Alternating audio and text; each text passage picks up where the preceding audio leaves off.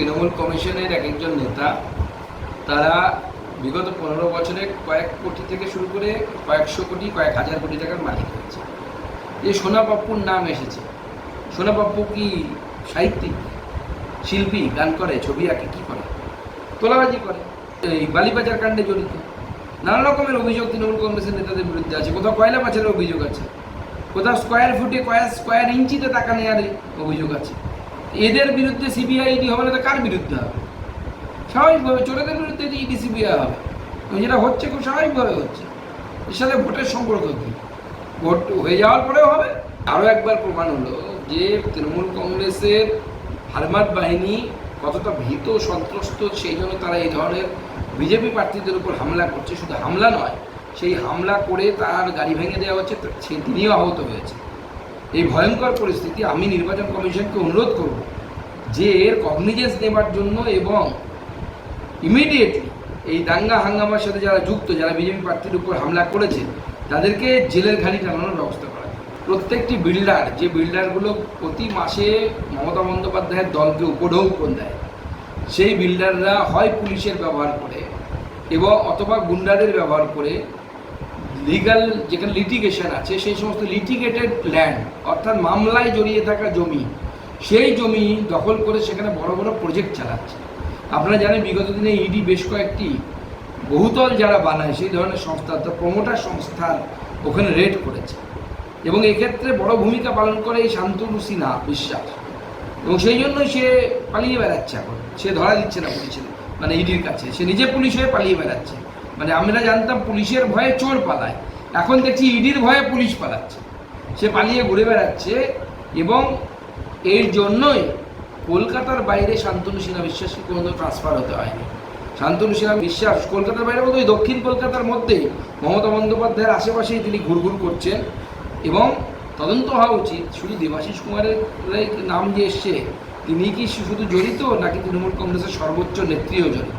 তৃণমূলের প্রাক্তন সাংসদ নুসরতকেও আচমকা ইডি ডাকলো পুরনো একটি ফ্ল্যাট ধরানো মামলায়, যেটি বিজেপি নেতার লোকজন জোগাড় করেছিলেন।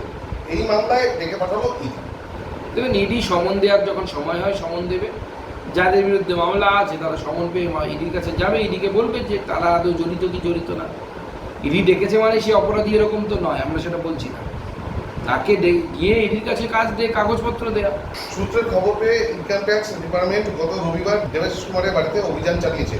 সেখানে তার ঘোষিত সম্পত্তি যা আছে তার সঙ্গে অনেক অসঙ্গতি পেয়েছে। না, আমরা তো বলার কিছু নেই, বাংলার জনগণ দেখবে।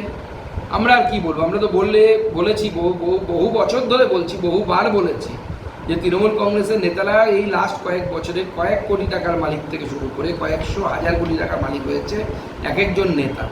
এই দেবাশিস কুমার বাবুর যদি দেখা যায়, যখন ওরা লাস্ট 5 বছর, সেই 5 বছরের সম্পত্তি 4 কোটি থেকে 8 কোটির উপরে হয়ে গেছে, মানে 1 লাফে ডবল। যে 5 বছর, এখন তো জানি না মানে কেন্দ্র সরকারের তো এরকম কোনো স্কিম নেই যে 5 বছরে টাকা ডবল হয়। আগে এক সময় হতো। তো এখন তৃণমূল কংগ্রেসের নেতারা জনগণের টাকা চুরি করে কোটি কোটি টাকার মালিক হবে, আর তারা ভাববে যে বহাল তবিয়তে থাকবে, হবে না। মানে তৃণমূল কংগ্রেস আশ্রিত যারা দুষ্কৃতী, তারা এরকম বাইক নিয়ে বিভিন্ন এলাকায় ঘুরে বেড়ায়, সন্ত্রাস তৈরি করে, মানুষকে ভীত সন্ত্রস্ত করার একটা চেষ্টা করে।